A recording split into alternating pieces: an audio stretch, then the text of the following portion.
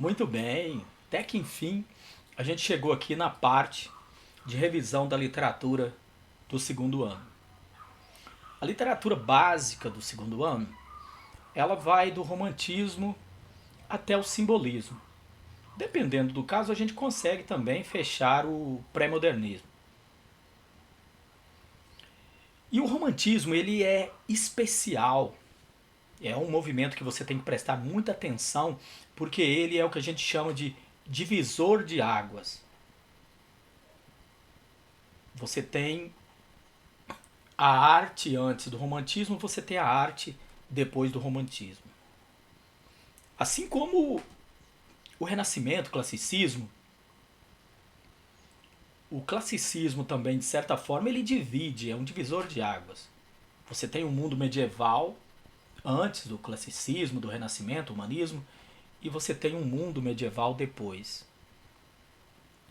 Ou seja, o humanismo, o renascimento, o classicismo já é uma passagem, de certa forma, para o mundo que nós conhecemos hoje. O mundo ocidental, ele é totalmente modificado pelo ambiente humanista, renascentista e clássico. E o barroco, ele não consegue ser um rompimento com o clássico. É muito interessante isso. O barroco, ele se opõe ao clássico. Ele traz novidades. Essa coisa do conflito, ele traz essa coisa do bem, do mal, da dualidade, das antíteses, perdão, pecado, céu, inferno, reforma contra reforma, mas o barroco não consegue romper, trazer algo novo. Ele continua escrevendo soneto, ele continua só com versos decassílabos. O, o ambiente barroco ainda, de certa forma, é meio com o pezinho dentro do clássico. O arcadismo nem se fala. O arcadismo ele é o neoclassicismo, quer dizer, é o novo clássico. É uma tentativa de voltar ao molde clássico. Quem vem com a novidade mesmo, quem vem com uma transformação, quem vem com uma proposta revolucionária é o romântico. Muita gente pensa que ser romântico é apenas falar de amor, falar de sentimento, é abrir a porta do carro, é segurar a cadeira para a dama sentar, essas coisas, mandar flores. Na verdade, não é só isso. É minimizar muito, é deixar o romantismo muito pequeno. O romantismo é muito maior. O romantismo é a novidade dentro da arte, é o mundo que vai se transformar. O contexto nem precisa dizer que é o contexto da Revolução Industrial. Olha o mundo como já estava. O mundo já estava repleto de máquinas. É a burguesia no poder. Isso é muito importante.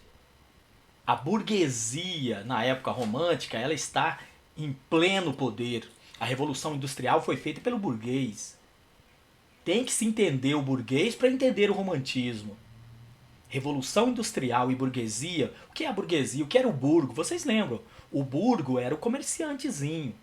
O comerciante pequenininho que ficava desde a Idade Média ali aos arredores do castelo, com sua banquinha, ou antes disso ainda, com suas caravanas de camelos e etc., fazendo comércio.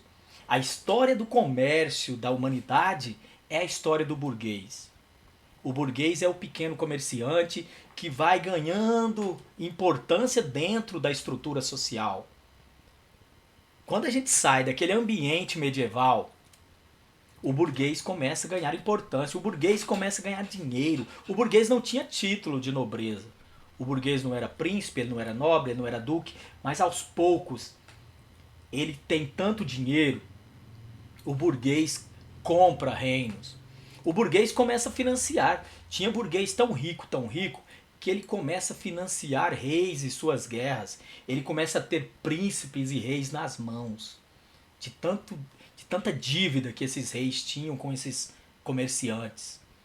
E o burguês então começa a financiar coisas, seus ateliês. Ele começa a fabricar tapete, fabricar isso, fabricar aquilo outro.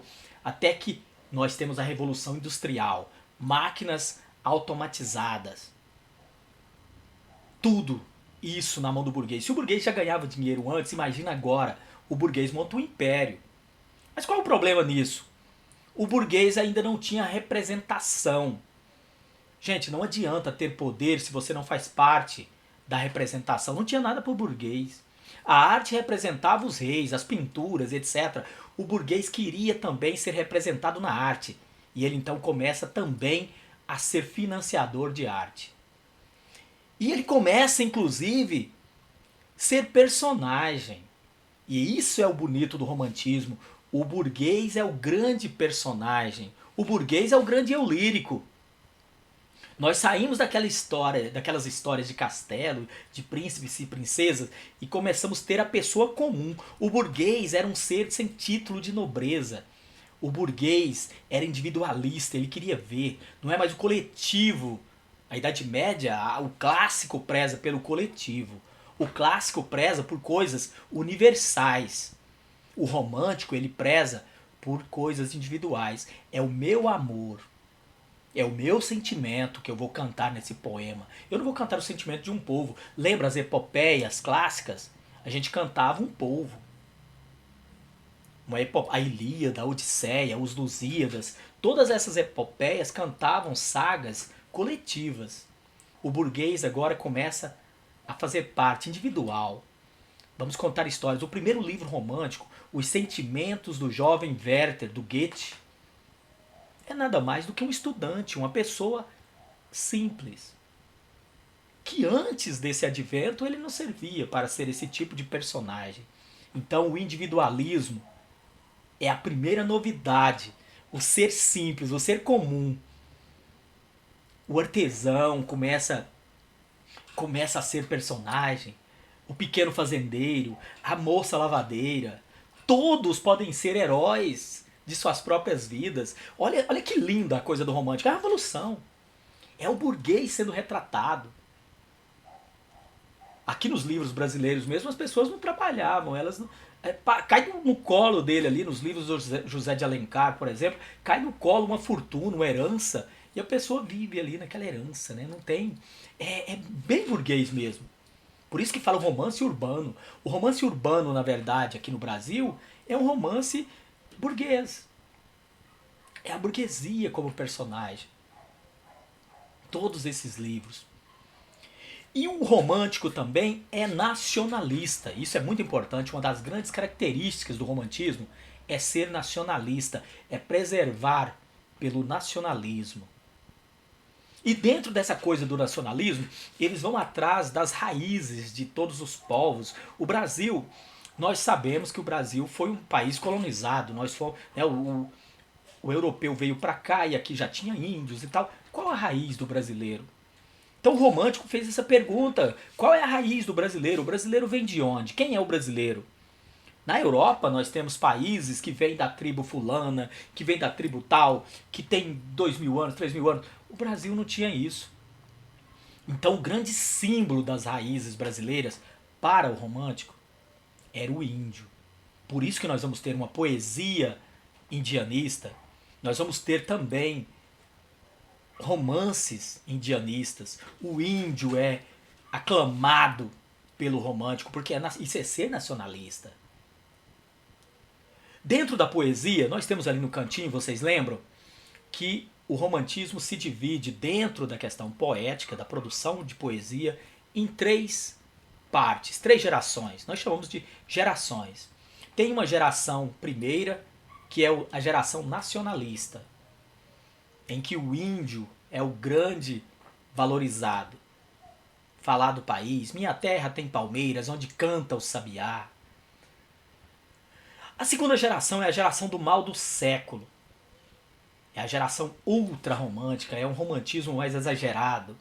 Vamos falar da solidão, dos sentimentos, da morte, do pessimismo.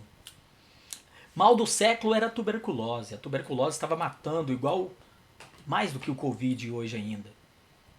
E então deixaram as pessoas muito pessimistas nesse momento. Então os poetas desse momento eram muito pessimistas. Falar de solidão, de vícios, ir pro cemitério, ler poesia e usar muita droga, essas coisas. Era uma geração muito pesada. artista brasileiro é o Álvares de Azevedo, com o livro Noites na Taverna. Taverna é o boteco mesmo, né? Noites no boteco, na boemia, enchendo a cara e essas coisas. A terceira geração, e não menos importante, já é uma geração mais social, político-social. Né? Inspiração de Vitor Hugo, aqui nós temos o grande Castro Alves. Na primeira geração você pode anotar o Gonçalves Dias, Minha Terra Tem Palmeiras Onde Canta o Sabiá. Segunda geração, Álvares de Azevedo, Noites na Taverna. E a terceira geração, Castro Alves, com seus poemas abolicionistas, lutando pela liberdade do negro. Porque já que o romântico era individualista, ele era revolucionário. Ele queria que as pessoas tivessem sua individualidade respeitada, a sua liberdade respeitada. Eles cantavam a liberdade, lutavam pela liberdade. Inclusive, contexto aqui no Brasil, olha a vinda da família real. Em 22, a independência do Brasil. O romantismo começa em 36 aqui no Brasil. E em 22, o Brasil tinha sido independente. Então, eles são da revolução, da liberdade das pessoas, acabar com a escravidão, revolucionar a indústria, um mundo melhor para todo mundo. O romântico é isso. Ser romântico, então, não é só o amor entre homem e mulher, esse amor verdadeiro, esse amor fiel. Não. Também amor pelas pessoas, amor pelo país, pela pátria, nacionalismo, amor pelo próximo, empatia. No romantismo nós vamos ter tudo isso. E nós vamos ter dentro da prosa, na parte dos romances, romance romântico. Não, romance, gente, é um tipo de. É um gênero textual. Romance não tem a ver com romantismo. Temos o romance romântico, mas nós temos também romance de mistério, romance de comédia, nós temos romance de todo jeito. Não necessariamente todo romance vai falar de sentimento, nem todo romance tem uma história de amor. No romantismo, sim. O romance romântico, ele tem histórias de amor.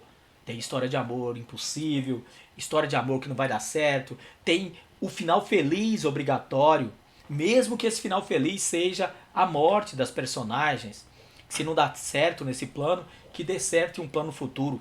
Mas o happy end, a ideia do ser feliz, é quase que obrigatório nos romances românticos. Aqui no Brasil nós tivemos o chamado folhetim, que eram pedaços desses romances, capítulos, publicados em jornais.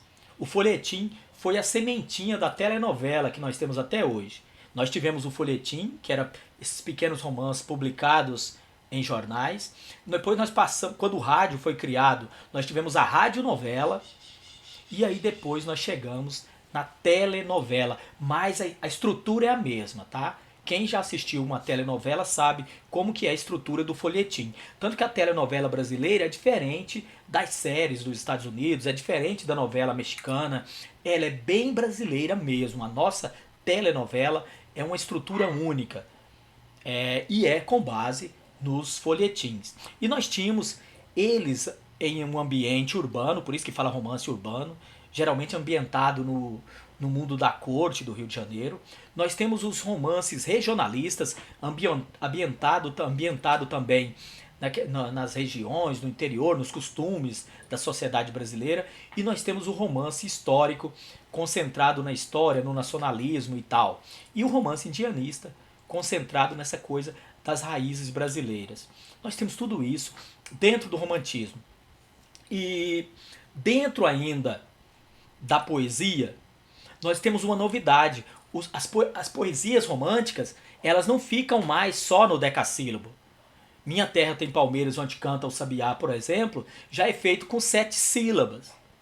E isso é importante, olha.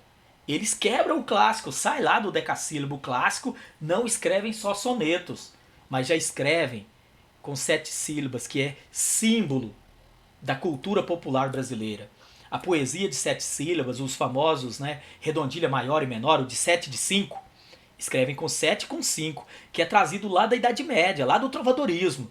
Então o romantismo bebe longe. Como isso veio para o Brasil e virou na cultura popular, por exemplo, aquelas musiquinhas de infância nossa, fui no Tororó, busca água, não achei, né, o anel que tu me deste, aquela, se essa rua fosse minha, batatinha quando nasce, Tudo isso é feito com versos de 7 sílabas, ou seja, as cantigas de roda, cantigas de infância no Brasil, uma coisa bem popular mesmo. A coisa popular, então, o romântico gostava também.